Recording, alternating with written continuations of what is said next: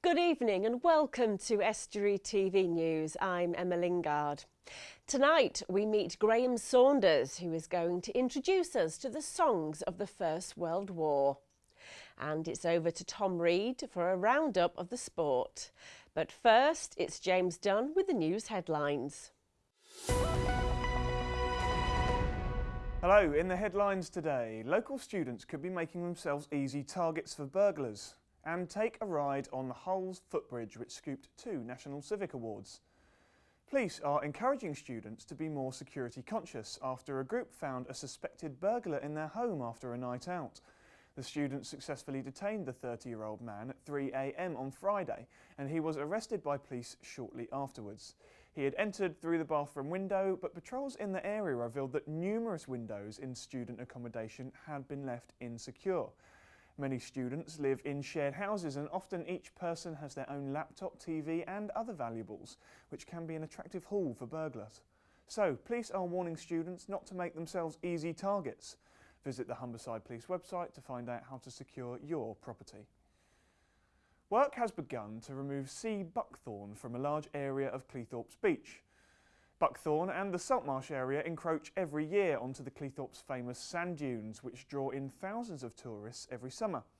This month, the council will be clearing the buckthorn between the leisure centre and the paddling pool, which it claims will protect the view enjoyed by tourists. However, the Saltmarsh is an area of special scientific interest because of the unique habitat it provides many species of animals and birds. It's protected by an agreement with the Council and Natural England and can only be cleared if it grows beyond Cleethorpes Leisure Centre. The Saltmarsh, we have a habitat plan that's agreed with Natural England. I sit on the working group and we have a 10-year plan and we control it so it doesn't go any further than the leisure centre. And of course the point I would make is that we cannot remove the Saltmarsh until it goes past, as I describe, as the invisible line. Once it goes past that, then we can remove it. Until it does, we can't. And we will definitely control it so it doesn't go onto our golden sands. And is there any benefit to having these areas? Absolutely. I mean, people triple SI, people do like what we call the green tourist. You know, we encourage the people. It's got migrating birds, a lot of mollusks in the salt marsh. The migrating birds use it, and we continue to the people who want to do bird watching come down and enjoy it. It's about Cleethorpes being a resort for all. Local town halls across the region made history by raising the flag for National Commonwealth Day yesterday. Grimsby, Hull and Scunthorpe were among the 500 towns and cities across the British Isles taking part in the first ever annual Commonwealth flag raising event. The new president of the Hull and Humber Chamber of Commerce wants the word Humber to be a focus of his presidency, so businesses know their services cover the whole region. Tim Durkin, a senior partner at Meyer Wolf Solicitors, takes over from Dr. Malcolm Joslin from BP Petrochemicals as president. Simon Clark from Grimsby's Young's Seafood is the new vice president. Mr. Durkin says that by emphasising the word Humber, he hopes to send out the message that their views are aimed at reflecting business interests on both sides of the river. North Lincolnshire Council were in talks with the Environment Agency over 6,000 new homes planned on the outskirts of Scunthorpe yesterday. The Lincolnshire Lakes plans would create a number of new villages between the western edge of Scunthorpe and the River Trent, but were to put on hold because of concerns following the tidal surge. Council bosses met with the Environment Agency yesterday to discuss flood worries, although the developer Lucent Group maintains the site earmarked was not affected. Cleethorpes Discovery Centre is inviting local wildlife enthusiasts to be part of a group that will take the landmark forward as a nature hub. A special meeting will be held there at 7:30 p.m. tonight for people interested in playing their part in the future of the local attraction. A footbridge in Hull has scooped 2 prestigious accolades in the National Civic Trust Awards 2014. Scale Lane Bridge won an award for architectural design and landscape and a special community engagement award in Friday's ceremony in Blackpool. It's the only swing bridge in the UK that users can have a ride on as it opens and closes, connecting the east and west banks. And Councillor Martin Mancy said the award highlights the bridge as a visitor destination, not just a way to get from A to B. It is now open at the weekend for people to take a ride, and 3,000 people have already chosen to do so. Here are some extracts from a specially made video shown at the awards ceremony. It's actually quite good to look at as well. It's not just like concrete or anything. Yeah. It's like quite attractive. And we can get across it really easy when we need to go instead of walking all the way around, which is really useful. I like it. It's all lit up on an evening. It's sort of reds and blues, and it does stand out. And I also love the fact you can hear bird song as well coming off it, because the birds sing on it when you're approaching it and you're looking for the birds and can't see them. Oh, it's beautiful. It's a very nice bridge. That's all from me. I'll see you next time. With this year being the centenary since the start of the First World War, many talks and lectures are taking place across the country. This weekend sees Graham Saunders of the Workers' Educational Association give a talk on the music of the period. I went along to get a sneak preview of what people can expect. So it's the centenary, of course, this year of the start of the First World War. What can you tell us about the music from the First World War? I think the first thing to say is that lots of people think music's just entertainment. It isn't. If music's worthwhile, it tells you something about the situation in which it was created. And it's almost an interesting social history to listen to the music of the First World War period in chronological order, so that you can see how ideas about war develop, in the sense that when the war first started in 1914, it was going to be over in weeks. And so people were sent off in almost a jolly manner. You know, here go the lads, they're going to show them how it goes. They're going to be back home shortly. And as the war goes on, you notice that indeed ideas change. And as ideas change, so the music changes. So that at the beginning, for instance, pack up your troubles in your old kit bag, full of optimism. By the end, it's a long, long way to Tipperary. And, you know, they don't even know when the war's going to come to an end. The whole thing is actually related in terms of music. Not only popular music, but music in the concert hall as well. So this is it. The music charts the development of the war from being very jolly to being quite like, we've had enough of all of this. Talk to us about some of the musicians. Were they men who would have actually gone to war? Some of them tried. Some of them weren't able to because they were too old. Some of them did manage. For instance, Elgar was too old. Vaughan Williams, on the other hand, was younger. He was the next generation. And he served as an ambulance man on the Somme. So he drove an ambulance and was having some of the music that he wrote as a result of that experience. I mean, he was constantly picking up bits of bodies and, most horrific stories he had to tell. Interestingly, he lived into and beyond the Second World War.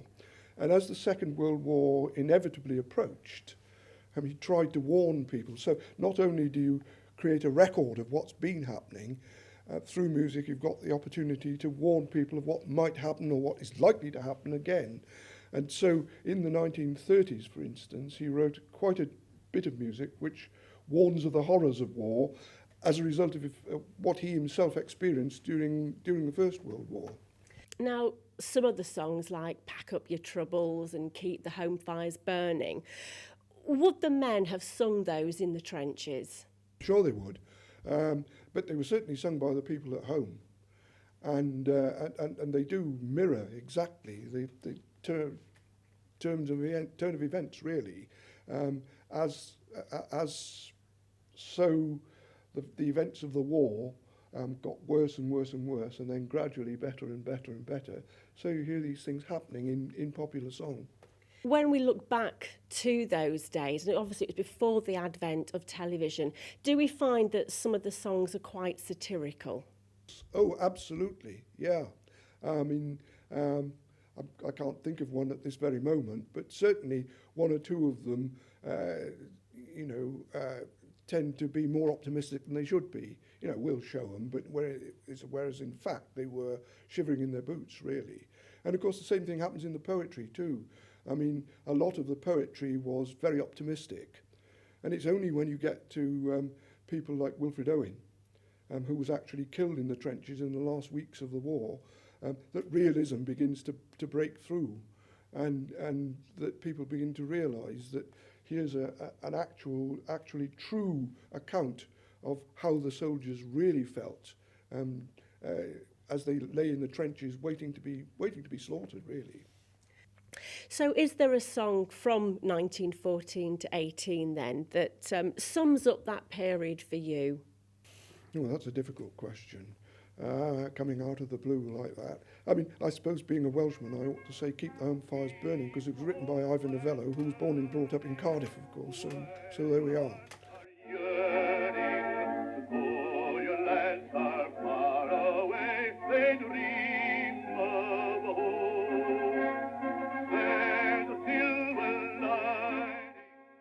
And these are original recordings, aren't they? Yes, all these people, for instance, you'll notice where we get to, it's a long, long way to Tipperary, the accent's very Irish. This is Count John McCormack, recorded right at the beginning of the war. So it's very obvious that these are the people who introduced the songs to the public and who made them popular.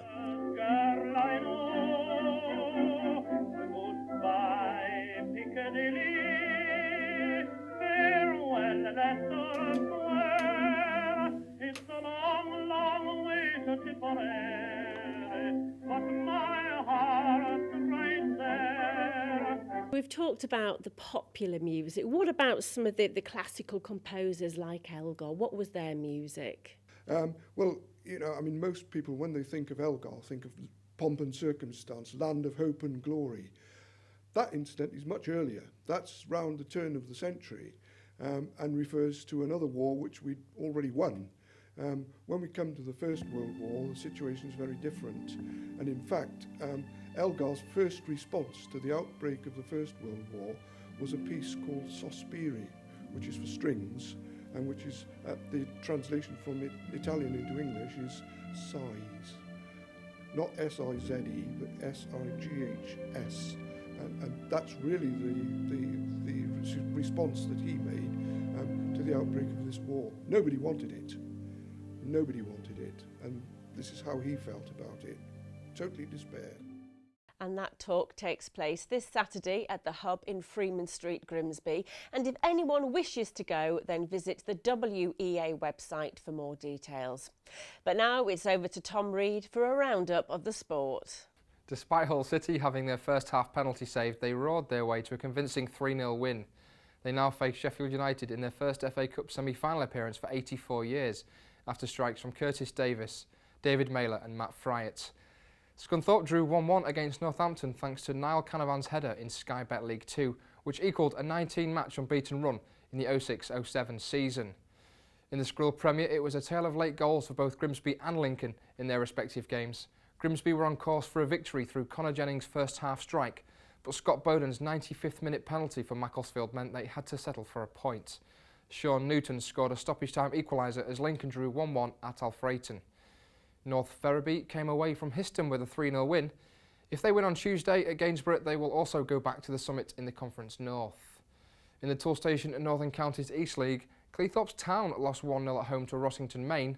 Grimsby Borough went down 4-0 at Dronfield Town. And to complete a miserable set of results, Louth Town were beaten 3-1 in their game at home to Clipston. Brigg Town lost 4-1 on their travels in the Evo Stick Northern Premier First Division South against third in the table, Leek Town. In the TSW Princes Scunthorpe and District Football League Division 1, Barnetby United beat Crosby Colts 5-2 to give them a good chance of staying up this season. In the Rugby Midlands 3 East, Grimsby were defeated convincingly 58-7 at West Bridgeford, while Market Raisin and Louth lost 25-36 against Derby in Midlands 1. And finally, Hull Stingrays beat Sheffield Steelers 5-1 in ice hockey. And that's it for the sports. I'm Tom Reid. Well, that brings us to the end of another programme, and we love hearing from you, and we love you to keep sending your stories in. You can email us news@estuary.tv, or maybe drop us a line via Twitter, look for @estuarytv, or go to our Facebook page, or alternatively pick up the phone and give us a call on Grimsby 01472 315 561. Until tomorrow, goodbye.